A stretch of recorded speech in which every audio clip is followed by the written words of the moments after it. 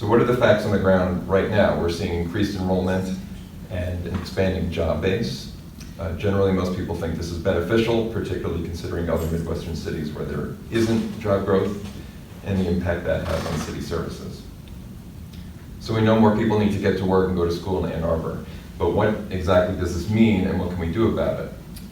One consequence is traffic. As was mentioned, 80,000 cars come into the city each day and growing. We don't have meaningful regional transit yet. And even though a lot of people take AAA TA, many cannot, so they drive. Clearly, many would prefer to live here and take transit, walk, or bike instead. We can help them do that. Another consequence is housing and equity crisis in the county due to high housing demand and constrained supply where the jobs are. This gives many middle and lower income workers no choice but to live farther away and spend more of their money on gas and car maintenance. More housing units are needed near jobs. And of course, as mentioned, we have a climate crisis. This is due in large part because hundreds of local governments decided long ago that our homes and yards should be big, apartments rare, and destinations spread out. This gave rise to sprawl, which continues to erode our environmental, fiscal, and social fabric. Local governments can't control all the pieces of the climate crisis, but we can help thousands more people lead lower carbon lives right in our city by changing our outdated zoning.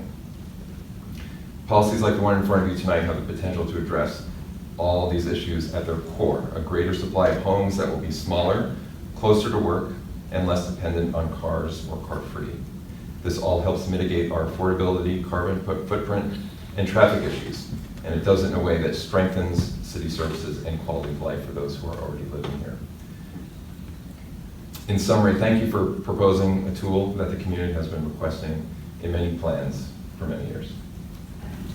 More importantly, the affordability issue, I think this T1 district has great potential to increase affordability, not the least of which is making it so that someone doesn't have to have a car, because that's a huge part of whether someone can afford to live in a place. So I encourage you to think about affordability as you discuss this, and I'm really excited to see what you're going to do with it. Thanks. We're facing two crises in our community and beyond: affordable housing and climate change.